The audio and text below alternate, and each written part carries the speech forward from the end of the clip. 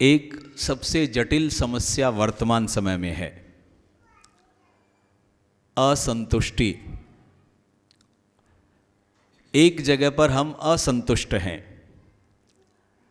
और वो असंतुष्टि कहीं और नहीं। हम बहुत कार्य कर रहे हैं लेकिन एक जगह ऐसी है जहाँ पर हम पूरी तरह से असंतुष्ट हैं और जिसको कहेंगे पारिवारिक उन्नति,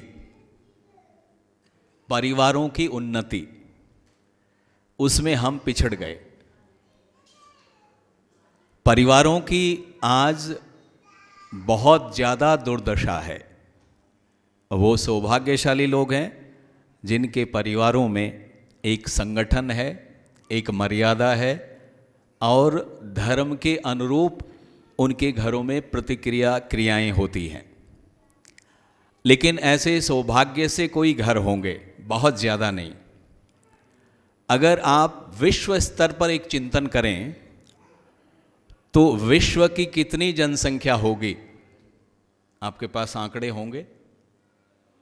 कितनी जनसंख्या होगी? अरबों में होगी, लगभग 7-8 अरब। इतनी जनसंख्या पूरे विश्व में है। आप मेरे सामने जितने लोग बैठे हैं, एक संस्था है जिसका नाम है गृहस्थ। आप जिस संस्था के सदस्य हैं उसका नाम क्या है? गृहस्थ।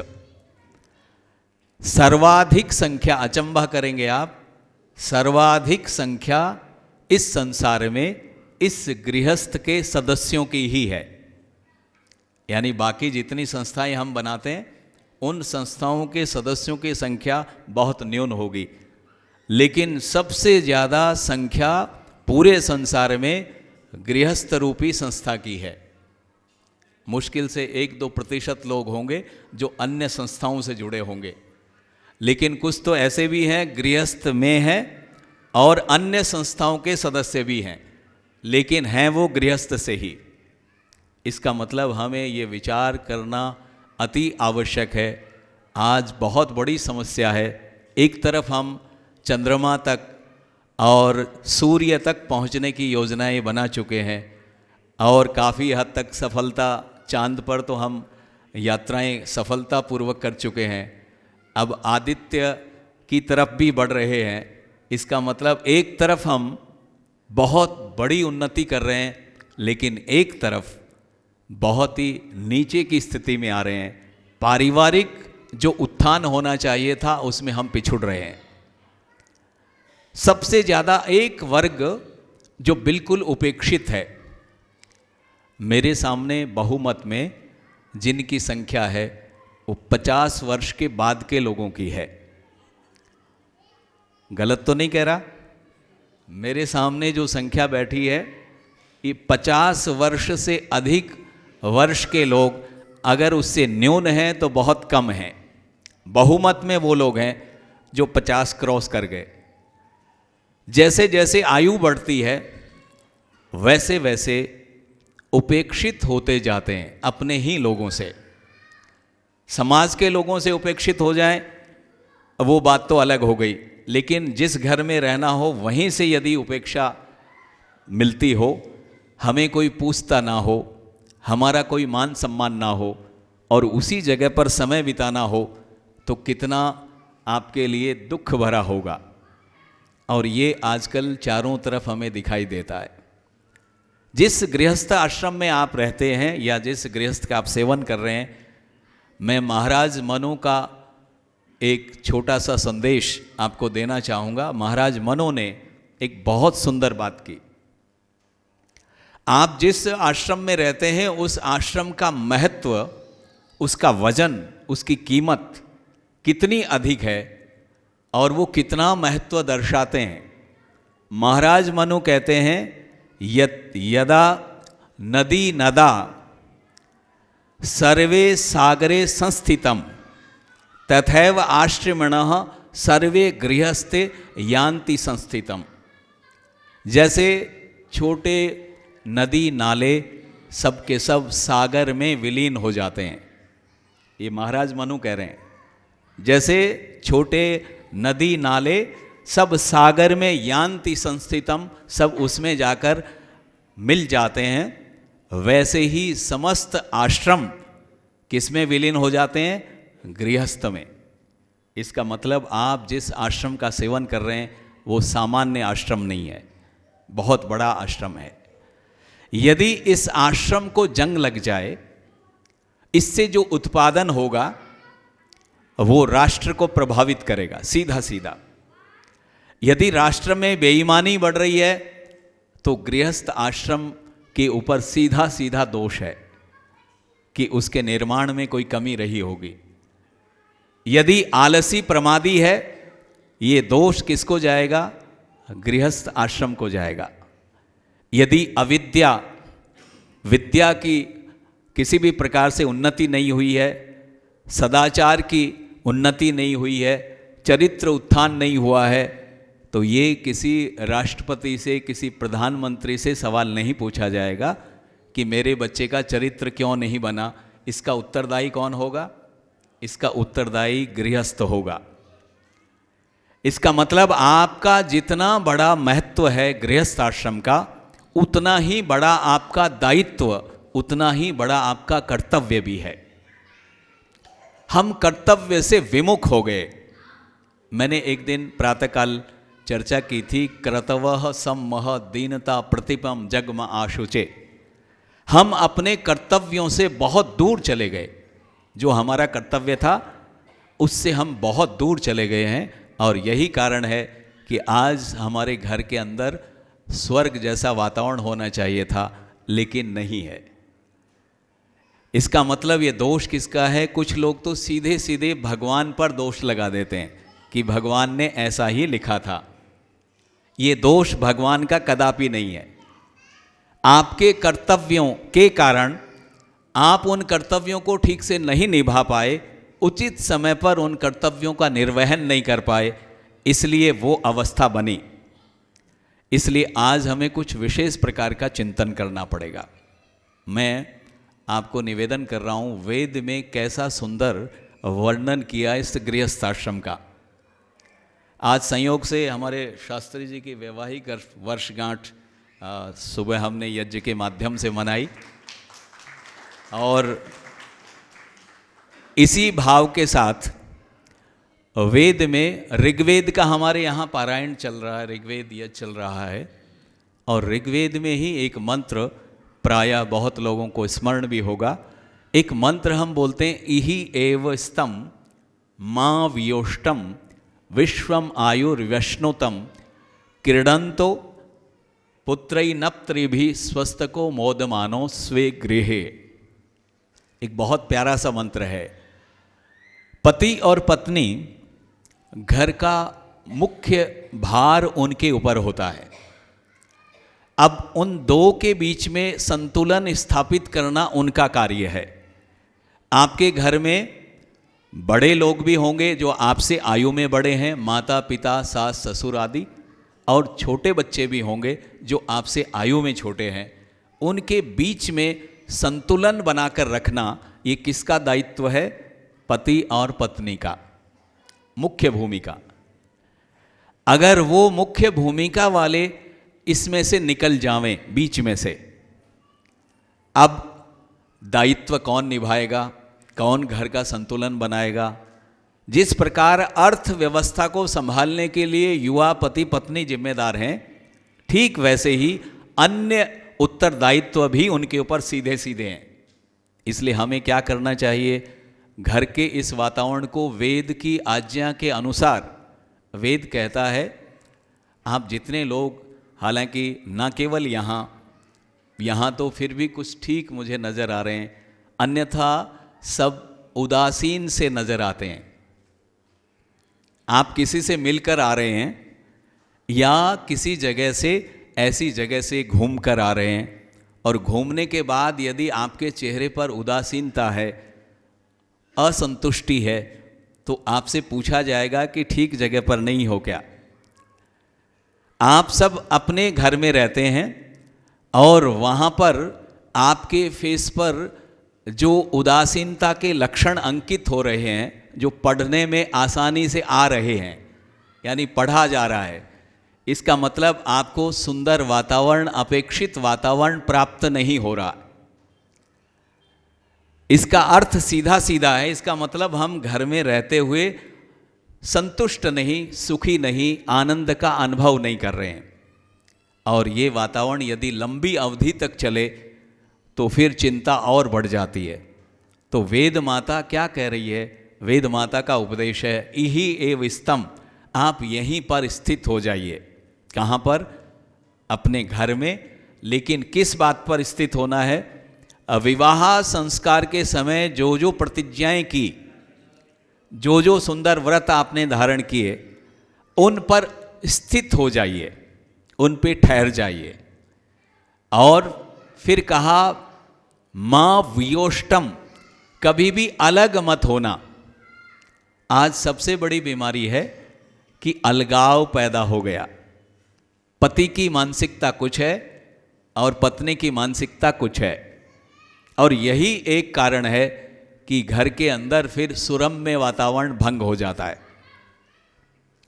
और ये भी मुझे कहने में अचंभा नहीं कि धर्म भी अलग अलग हैं।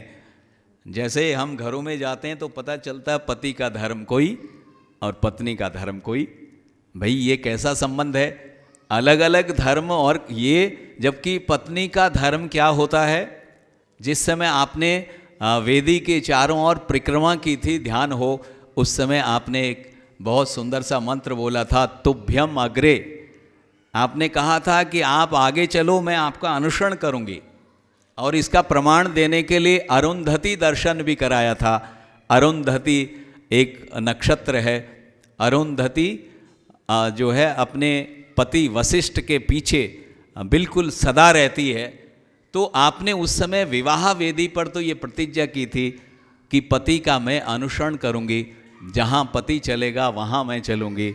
लेकिन स्थिति ये है कि पति दक्षिण में जा रहा है तो पत्नी उत्तर में जा रही है, पति पश्चिम में जा रहा है तो पत्नी पूरब में जा रही है। तो ऐसा यदि होगा तो वेद का जो उपदेश है, वेद का जो आदेश है, हम सीधा सीधा उसका उल्लंघन कर रहे हैं। जबकि वेद क्या कह रहा? मां वियोष्टम, कभी भी अलग मत होना। अब हम प्रायः संगठन के मंत्र पढ़ते हैं, और जैसे ही संगठन की बात आती है तो सीधा सीधा हम राष्ट्र के ऊपर डाल देते हैं कि संगठन कहाँ होना चाहिए? राष्ट्र में होना चाहिए। क्या घर में नहीं होना चाहिए? घर संगठित नहीं होना चाहिए? घर के अंदर भी तो संगठन होना चाहिए। घर में यदि संगठन होगा तो मैं निवेदन कर रहा हूं, फिर राष्ट्र के संगठन की अलग से कोई प्रार्थना करने की आवश्यकता नहीं होगी। घर में संगठन का अभाव है तो राष्ट्र में भी संगठन का अभाव होगा। इसलिए आज संगठित होने के लिए जगह जगह हिंदुओं को खासतौर से आह्वान किया जा रहा है कि सब संगठित हो जाएं। ऐसा कहने की आवश्यकता क्यों पड़ी? क्योंकि हम में संगठन का अभाव है। और एक होने के लिए एक ही सूत्र है, धर्म के आधार पर ही हम एक होंगे। हमारा धर्म हमें एक जगह पर करेगा, जो हमारा वैदिक धर्म है, क्योंकि इसमें उदात्त भाव हैं, कोई संकीर्णता का भाव नहीं।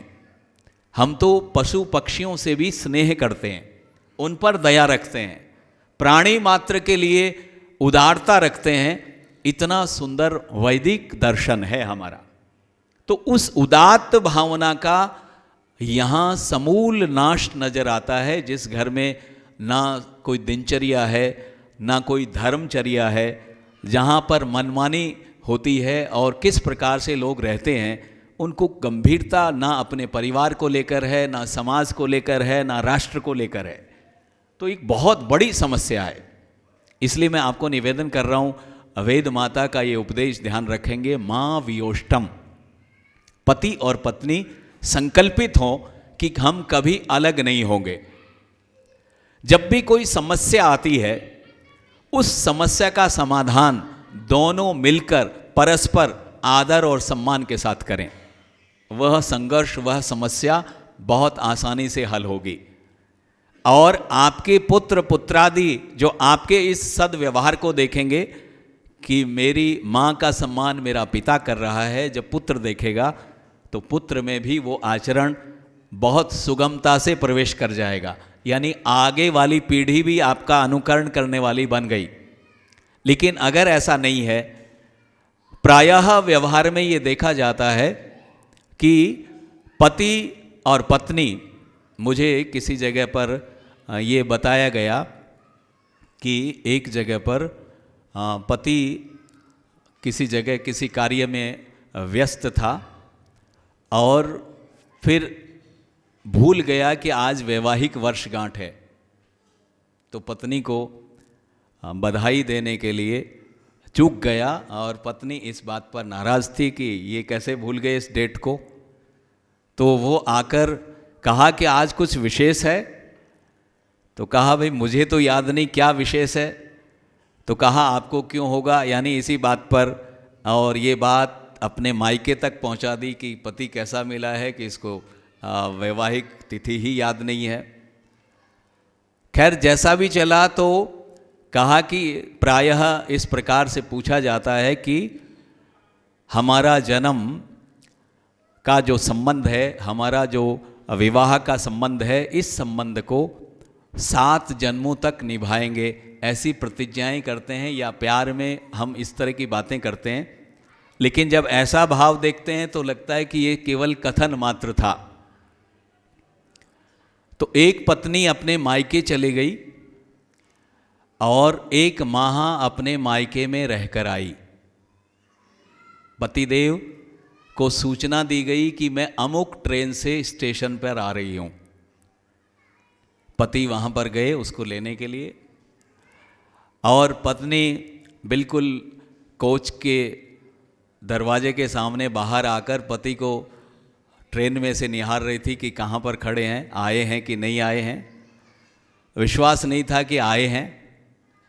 तो देखा पति खड़े हैं, पत्नी ने हाथ हिलाकर आने का संकेत दिया, स्वागत किया, लेकिन पति ने ना तो हाथ उठाया, ना चेहरे पर कोई मुस्कान दिखाई। पत्नी को बहुत बुरा लगा कि मैं इतने दिनों बाद आई हूँ, लेकिन पतिदेव ने बिल्कुल कोई रिस्पॉन्स नहीं दिया। खैर जैसे वो स्वयं ही अपना सामान लेकर प्लेटफॉर्म पे नीचे उतर गई, पति बहुत धीरे धीरे बढ़कर उसका सामान लिया और बस उदास मन से उसी प्रकार आगे बढ़ गया। सामने एक बेंच पे एक जोड़ा बैठा हुआ था और वो दोनों बहुत हंस रहे थे, पति और पत्नी थे, दोनों प्रसन्न हो रहे थे। तो पत्नी ने अपने पति से कहा कि एक बार थोड़ा इधर देख लीजिए। तो पत्नी ने जब ये कहा तो पतिदेव ने उसको देखा, कहा देखो ऐसा होना चाहिए, कितने मुस्कुरा रहे हैं, और आप हैं कि 1 महीने के बाद आई फिर भी आप प्रसन्न नहीं दिखते। तो वो पति कहता है कि रहने दो, ये इसलिए हंस रहे हैं कि इसकी पत्नी जाने को है, यानी ये। तो कहने का अर्थ है कि हम जब ऐसी अवस्था में चले जाएंगे तो वेद माता कहती है मां वियोष्टम, कि कभी अलगाव पैदा मत करें। ये अलगाव रचनात्मक कार्यों को रोक देता है। जिस सुंदर संस्था के अंदर आप रहते हैं, उस संस्था में यदि कोई अच्छा कार्य करना चाहते हैं, यथा अपने घर में कोई सुधार करना चाहते हैं, तो अकेली ना पत्नी कर सकती है, अकेला ना पति कर सकता है। दोनों की सहमति होगी तो आप घर में, मानो एक संकल्प आपने लिया कि रोजाना घर में हवन करना है, तो अकेले से वो चीज़ संभव नहीं, और कई लोग करते भी हैं तो उसका आनंद अधूरा होगा। यदि पूरा परिवार मेरा उस क्रिया में शामिल है तो बोलो उसमें कितना आनंद आएगा। हमारे श्री विजय सेठी जी बैठे हैं और इनके यहाँ प्रायः नियमित रूप से परिवार में हवन होता है। एक आध बार मुझे ऐसा अवसर मिला कि मैंने देखा तो कितना सबके सब बैठते हैं तो अलग आनंद की अनुभूति होती है। अभिवादन करते हैं, एक दूसरे का आशीर्वाद प्राप्त करते हैं, एक दूसरे को ठीक से नज़दीक से पहचानते हैं और प्रसन्नता का, सुख का, आनंद का अनुभव कर पाते हैं। तो ये वेद की आज्ञा का पालन हमें बराबर करना कि माँ वियोष्टम, कभी अलग नहीं होना। ऐसा करेंगे तो हम परिवार में एक सुंदर सुखद वातावरण बना लेंगे।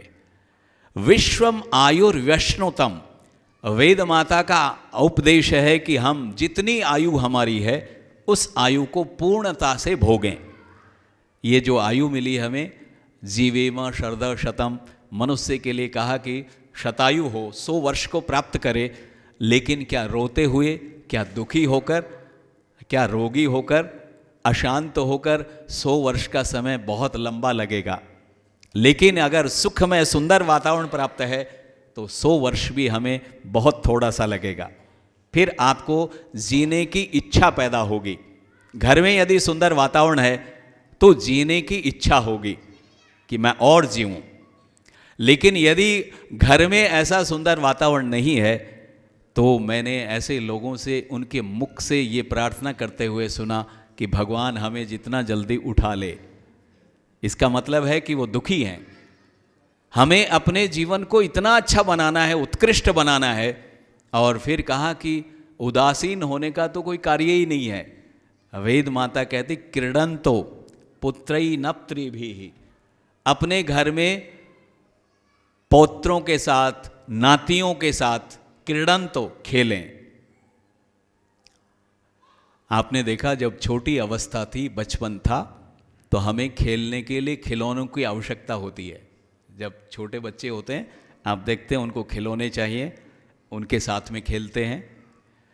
अगर वही खिलौने जो बचपन में आपके पास थे, मानो खिलौना रेलगाड़ी है, आप छोटे थे तो उस रेलगाड़ी को असली समझकर उसके साथ में खेलते थे। लेकिन 80 वर्ष के आदमी को वही रेलगाड़ी दी जाए, क्या उसके साथ खेलना संभव है? उसके साथ आप सहज रूप से नहीं हो पाएंगे। तो आपके पास परमात्मा ने फिर कौन सा खिलौना दिया? बच्चे, छोटे बच्चे जो हैं, आपके नाती पोते, ये क्या हैं? ये आपके खिलौने हैं। क्रीडंतो, इनके साथ में खेलें ताकि आपके मानसिक विकार पैदा ना हो। चिंता, अशांति या किसी और प्रकार का निराशा का भाव या तनाव आपके जीवन में न आने पावे, इसके लिए ये परमपिता परमात्मा की अपार कृपा है कि ऐसे समय में परमात्मा हमें ऐसे साधन प्रदान करता है। लेकिन ये आपकी पात्रता होगी कि वो आपके साथ में कितना लगाव रखता है, कितना जुड़ा हुआ है। उस लगाव के कारण उस अवसर का लाभ उठाते हुए आपको क्या देना चाहिए उस अवस्था में उस पौत्र को? आपको उससे दिव्य संस्कारों से भर देना चाहिए। आपके पास में आता है तो ये सबसे बड़ी बात है कि आते ही नहीं। आजकल के जो उपदेशक हैं वो चिंतित हैं कि हमारे पास श्रोता आते ही नहीं, किसको समझाएं। आपके पास में आपका पौत्र बहुत प्यार से, लगाव से आता है, आपकी हर बात मानता है, तो आपको क्या मनवाना चाहिए ताकि उसका पूरा जीवन, उस बच्चे का, आप तो शिखर पर पहुंच गए, लेकिन आपके घर में जो छोटा बच्चा है अभी उसकी नींव पड़ रही है, और इस नींव को जितना सुदृढ़ आप कर दोगे, सुंदर संस्कारों से भर दोगे, ये भूमिका किसकी होनी चाहिए? ये आपकी होनी चाहिए। ये भूमिका करने में जो सक्षम है, समझो आप अपने लिए भी और उस परिवार, बच्चे के लिए भी, ना केवल अगर आपने योग्य बच्चा, अपना पुत्र पुत्री आदि उसको योग्य बनाकर राष्ट्र को सौंप दिया, इससे बड़ी राष्ट्र की और कोई सेवा नहीं है। अगर आपने अयोग्य छोड़ दिया तो ये राष्ट्र का अनिष्ट करने वाला बनेगा। इसलिए ठीक समय पर, उचित समय पर उसको संभाल कर इस क्रिया को करना चाहिए। क्रीडंतो मोद मानो, और आनंद लीजिए। यानी निराश होने की बात वेद नहीं कहता, आनंद के साथ में आपका जीवन व्यतीत हो। अपने घर के अंदर ऐसा सुंदर सा वातावरण बनाएं। लेकिन इस वातावरण को बनने में, क्योंकि वेद मंत्रों में तो इतना विशेष रूप से वर्णन किया है, और एक वेद मंत्र मुझे बराबर स्मरण होता रहता है कि जिस समय विवाह वेदी पर वर और वधू आते हैं, उस समय एक बहुत सुंदर सा मंत्र पढ़ा जाता है, और वो मंत्र इतना प्यारा है, मैं चाहता हूँ कि आप उसकी और अपने जीवन को देखें। सबसे ज़्यादा आज एक चिंता का विषय है कि बहुत बार हम घरों के अंदर जाते हैं तो माताएं या उनके परिवार के लोग कहते हैं कि हमारी बेटी के लिए कोई योग्य परिवार बताइए, कोई अच्छा सा परिवार मिले। आप कई जगह जाते हैं तो ऐसा कई बार इस तरह का भाव उनके अंदर होता है कि हम कोई ऐसा बताएं। तो लो एक परिवार के अंदर ऐसा विचार आया कि जो काम उन्होंने सौंपा एक अच्छा परिवार था और संगठित परिवार था।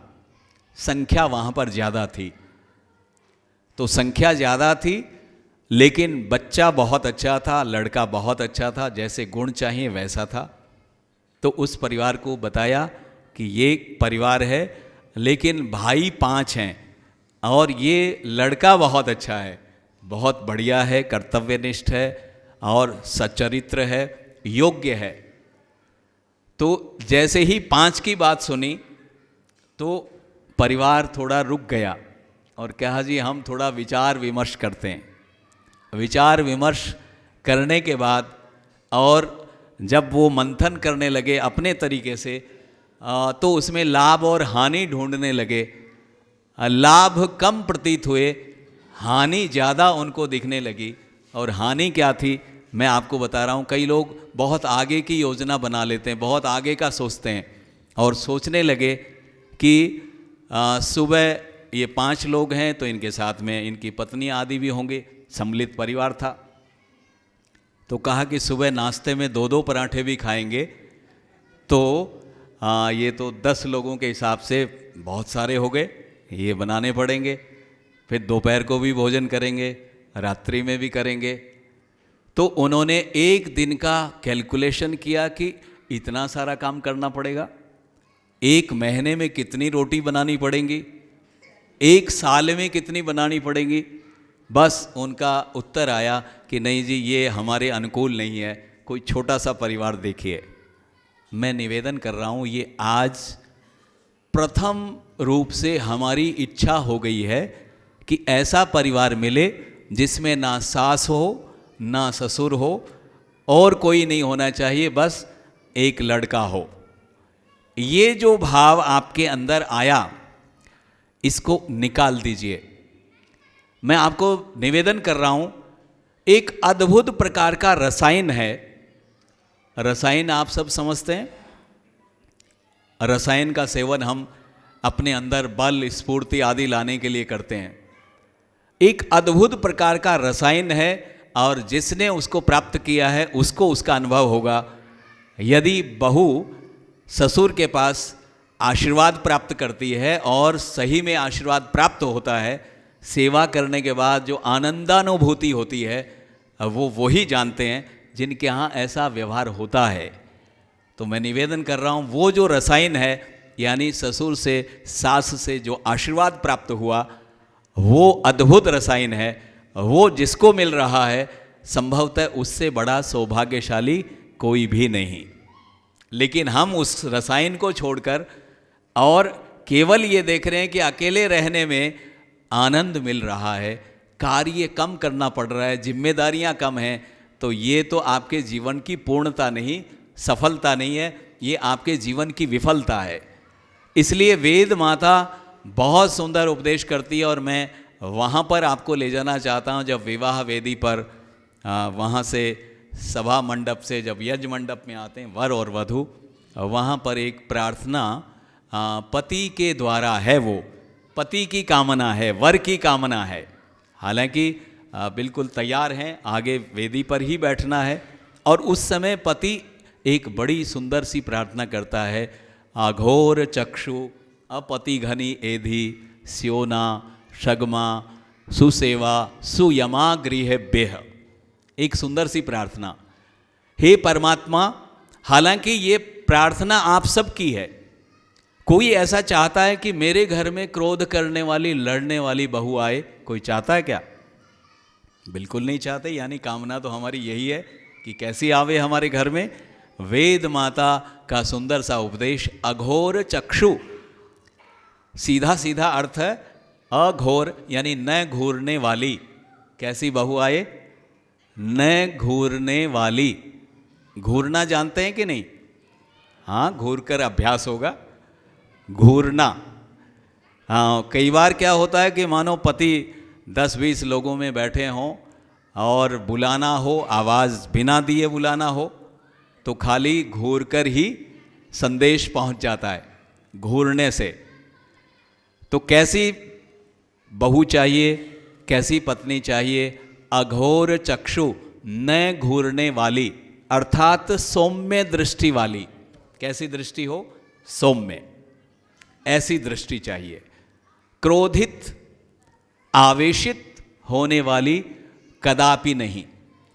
एक क्रोधित अवस्था में पूरे घर को विनाश की दिशा में ले जाती। तो घर के अंदर क्या चाहिए? सौम्यता, प्रतिपल सौम्यता। छोटा सा बच्चा भी उस अवस्था को ठीक महसूस नहीं करता। अगर आप घूरकर या क्रोध में आवेशित होकर बच्चे की तरफ जा रहे हैं, बच्चा भी आपके समीप नहीं आएगा।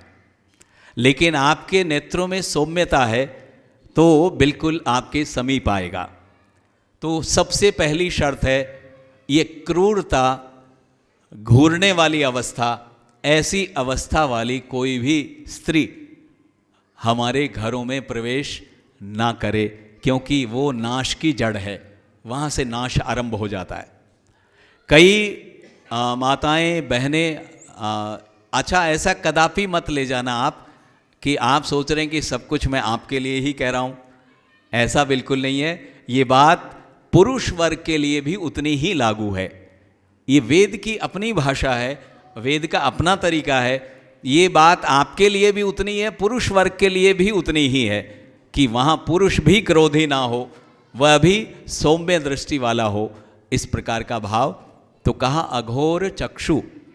लेकिन चूंकि स्त्री को सबसे ज़्यादा महत्व दिया गया और पूजनीय माना गया, तो कहा जाता है जितना बड़ा व्यक्ति होगा उसके कर्तव्य भी उसी प्रकार होंगे। तो जब सबसे प्रथम गुरु रूप में माता को माना है तो उसके भूमिका भी उतनी ही अधिक महत्वपूर्ण होगी। तो यहाँ पर एक विशेष बात की, अघोर चक्षु अपति घनियेधि, पति की हिंसा न करने वाली। अब हिंसा का तरीका केवल मारपीट से ही नहीं होता। हिंसा का तात्पर्य यहाँ मन से भी विरोध कर दिया जाए, यह भी हिंसा है। आपका कोई संकल्प है, उसमें यदि बाधा पहुंचा दी जाए तो ये भी हिंसा है। तो पत्नी ऐसी हो जो पति के संकल्पों में कोई बाधा ना पहुंचाए, बल्कि उन संकल्पों में सहयोग करने वाली हो, ऐसा कहा। स्योना, स्योना का अर्थ होता है सुख प्रदान करने वाली, सुखदायिनी। घर के अंदर एक ही पात्र ऐसा हो पूरे घर को सुखमय बना देता है। लेकिन अगर इसे विपरीत हो, सुख की जगह दुखदायिनी हो, तो पूरे घर के अंदर अव्यवस्था हो जाएगी। और फिर कहा शगमा, मीठा बोलने वाली। शगमा का अर्थ मधुर बोलने वाली, मधुरता से निरंतर व्यवहार करने वाली, शगमा। और कहा सुसेवा, और सम्मान के साथ सेवा करना। एक तो किसी कार्य को बेमन के, अनादर के साथ कर देना। जैसे रोटी बनाई तो अनादर से बना दी, पकड़ाई तो अनादर से पकड़ा दी, और कोई कार्य किया तो अनादर भाव से कर दिया। लेकिन जहाँ आदर सहित सुंदरता से उस कार्य को कर देना, यह है सुसेवा। और कहा सुयमा, सुयमा का मतलब उत्तम प्रकार का प्रबंधन करने वाली। सुयमा का अर्थ जो सबको अच्छे अच्छे प्रकार के नियमों में बांध देवे। जिस घर के अंदर सुनियम नहीं, सुव्रत नहीं, वो घर घर नहीं। सुनियम का तात्पर्य सब के सब लोग ठीक समय पर सोएं, ठीक समय पर खाएं, ठीक समय से सारी क्रियाएं करें। आसन, प्राणायाम, संध्या, उपासना आदि जो सुनियम हैं, सुव्रत हैं, जो आपके जीवन का उत्थान करेंगे, वो कौन बनाए? वो आने वाली वधू बनाए। अगर आप में कोई गलत आदत है, उस आदत को भी छुड़ा देवे, ऐसा करने वाली सुयमा। हमारे घर में कोई ऐसा है जो हमारा सुधार कर दे, बहुत सारे लोग उठते नहीं टाइम पर, उठाना आरंभ कर दिया, सैर करने के लिए नहीं जाते, सैर के लिए विवश कर दिया, यज्ञ आदि संध्या उपासना आदि नहीं करते, उसके लिए विवश कर दिया। सुंदर नियमों में, व्रतों में जो आपको आबद्ध कर दे, जो आपको बांध देवे, ऐसे सुयमा गृहेभ्य, हमारे घरों के अंदर ऐसी वधू की हम कामना करते हैं, ऐसा आवे। तो अब हमारा कर्तव्य बनता है, पति का भी पत्नी का भी, जब आप माता पिता बन गए तो अब आपको ये शिक्षा लेनी है, और ये शिक्षा अपने पुत्र और पुत्रियों को देनी है। ऐसी शिक्षा दें कि वो जिस घर में जाएं, उस घर के अंदर उत्तम प्रबंध करने का, सेवा करने का, मीठा बोलने का, हर प्रकार से, और पति का अनादर ना करने का, ये सारे, और सौम्य दृष्टि रखने का, ये सारे गुण, ये सारी शिक्षा, क्योंकि हमारे पाठ्यक्रम में जो आप विद्यालय में पढ़ाते हैं वहाँ तो इस तरह का चैप्टर आपको पढ़ाया नहीं जाता। ये शिक्षा कहाँ से दी जाएगी? ये आपको देनी पड़ेगी। और जब आप ये शिक्षा देंगे तो जिस घर में वो जाकर रहेंगी, उस घर में फिर कैसा वातावरण होगा। एक मंत्र और बहुत सुंदर सा है, मैं आपका ध्यान आकृष्ट करना चाहूँगा। और वहाँ कहा, नील लोहितम भवति यत् कृत्या आसक्ति व्यज्यते। एक बहुत सुंदर सा मंत्र, नील लोहितम भवति। नील का मतलब नीला, लोहित का मतलब लाल। कहा नील लोहितम भवति यत् कृत्या आसक्ति व्यज्यते। कृत्या शब्द का अर्थ है कर्मठता, एक्टिव।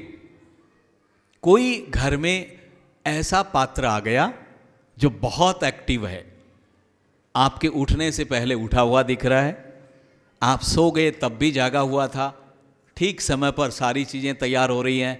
एक ऐसा पात्र, एक ऐसी वधू हमारे घर में आई कि पूरी एक्टिव है, कर्मठ है। तो यहाँ पर उसके लिए कहा गया नील लोहितम भवति। पति जो उदास था, घर के सदस्य जो उदास थे, नील का मतलब यहाँ उदासीनता, फीकापन, कहते हैं ना, उसका चेहरा नीला पड़ गया। इसका मतलब क्या है कि वो चिंतित है, दुखी है, डरा हुआ है। लेकिन लाल हो गया का अर्थ यहाँ पर खुशी, प्रसन्नता। तो कहाँ ऐसी क्रिया शक्ति को, ऐसे व्यवहार को, ऐसी एक्टिव कर्मठ वधू को देखकर पति नील से लोहित हो गया, यानी प्रसन्न हो गया, चेहरे पर प्रसन्नता आ गई।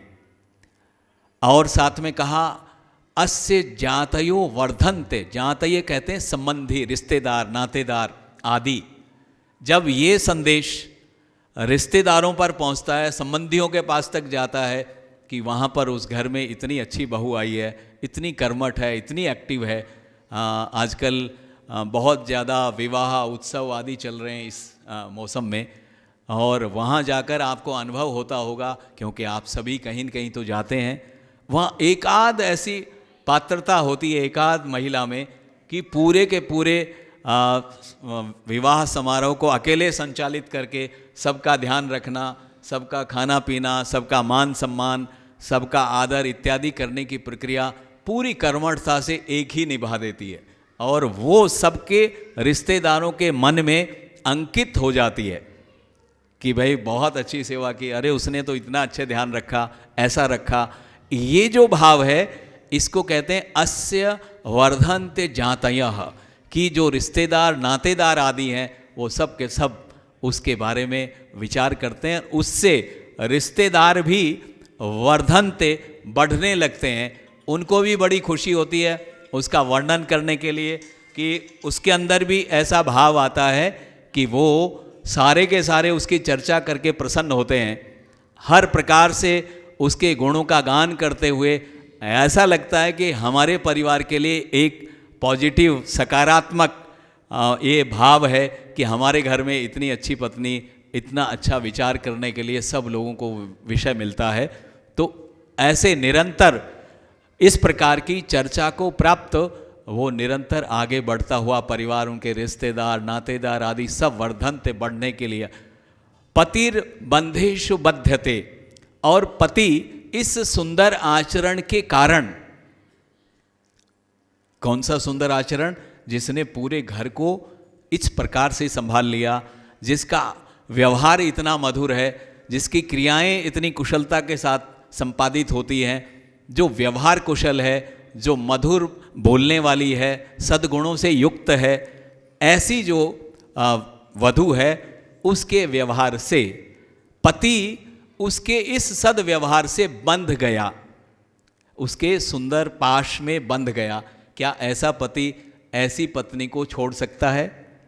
कदापि नहीं, छोड़ नहीं सकता। बल्कि अगर एक आध घंटे के लिए वो अलग भी हो जाए तो उसकी कमी अखरने लगती है। घर में लगता है कि घर अव्यवस्थित हो गया है, उसके बिना काम नहीं चल रहा है। यानी एक दिन तो बहुत बड़ी बात है, 1 घंटा भी ऐसे लगता है कि घर में से कोई चला गया है, उसका जाना अखरे। साथ में बैठकर खाना, साथ में बैठकर विचार करना, साथ में बैठकर परिवार की उन्नति, समाज की उन्नति, राष्ट्र की उन्नति आदि गंभीर विषयों पर चिंतन करना, ये साथ साथ में होवे, ऐसा सुंदर सा भाव बन जाए। तो ऐसा आज मुझे नहीं लगता कि इस सुंदर अवस्था में जो वेद माता हमें उपदेश दे रही है कि ऐसा घरों का सुरम्य सा वातावरण हो, इस तरह की अवस्था हो, तो ये जो उदासीनता है, ये जो हमारे चेहरों पर उदासी दिख रही है, असंतुष्टि नज़र आ रही है, ये लक्षण हैं। जैसे दुखी आदमी को कुछ बोलने की ज़रूरत नहीं होती, लगभग चेहरे से, हाव भाव से कि आदमी बीमार है, ये आदमी दुखी है, ये आदमी प्रसन्न नहीं है, ये लक्षण से पता लग जाता है। तो मैं निवेदन कर रहा हूँ, बहुमत में हम असंतुष्ट हैं क्योंकि हमारी पारिवारिक उन्नति नहीं हो रही। हमें जिस परिश्रम से, जिस पुरुषार्थ से एक विशेष प्रकार का आंदोलन, कई आंदोलन चला रहे हैं आजकल कि सारे हिंदू एक हो जाएं, कई आंदोलन चला रहे हैं कि ये पार्टी एक हो जाए, कोई आंदोलन कुछ और चला रहा है। मैं आप सबसे निवेदन कर रहा हूँ, वो आंदोलन ना भी चलें तो कोई हानि नहीं है, लेकिन अगर आपने परिवारों के उत्थान के लिए आंदोलन नहीं चलाया तो बहुत बड़ा अनिष्ट होगा। इसलिए आज की सबसे बड़ी आवश्यकता है परिवारों में क्रांति करने की। परिवारों को सुधारिए। परिवारों में इतना आलस्य आ गया, इतना प्रमाद आ गया, कोई ऐसा विरला ही परिवार होगा जिस घर के बच्चे सुंदर ग्रंथों का स्वाध्याय कर रहे होंगे। किसी में रुचि नहीं, क्योंकि वो रुचि आपने पैदा ही नहीं की। बच्चे कैसे बदलेंगे? बहुत बड़ी समस्या है। आपने उनको, उनके हाथों में सत्यार्थ प्रकाश कितने बच्चों ने पढ़ा? देखने से ही डरते हैं। ऐसा नहीं कि आपके घर में सत्यार्थ प्रकाश नहीं है, आपके घर में वेद भी रखे हैं, अच्छी बुक्स भी रखी हैं, लेकिन उनका रखने से फायदा क्या जब उनका प्रयोग ही ना हो? तो फिर ये रुचि पैदा कौन करेगा? तो ऐसी एक्टिव कृत्य आसक्ति व्यज्यते, जो पूरे घर का वातावरण चेंज कर दे, पूरे घर के अंदर सुरम्यता ला दे, स्वर्ग बना दे, ऐसी वधू की हम कामना करते हैं कि हमारे घरों में इस प्रकार की वधू आए जो हमारे घर का वातावरण बिल्कुल बदल देवें। सबको यथाक्रम जो कार्य जिसको करना चाहिए उसके लिए वो विवश कर दें, ऐसा सा सुंदर वातावरण बने। नील लोहितम भवति यत् कृत्य आसक्ति व्यज्यते। हे परमपिता परमात्मा, हमें इस प्रकार आलस्य से रहित, प्रमाद से रहित विचारों में जिसमें सुंदर तरंगे हों और दिशा बहुत स्पष्ट हो कि दिशा हमारी बहुत उत्तम दिशा में जाने वाली हो, किसी भी प्रकार से कहीं कोई भ्रम ना हो, कोई संशय ना हो। 100 से अधिक देशों में देखा जाने वाला भारतीय संस्कृति और ऋषियों द्वारा दिए गए ज्ञान व संस्कारों को समर्पित आर्य विचारों का प्रचार करने वाला विश्व का एकमात्र सबसे बड़ा चैनल वैदिक प्रचार।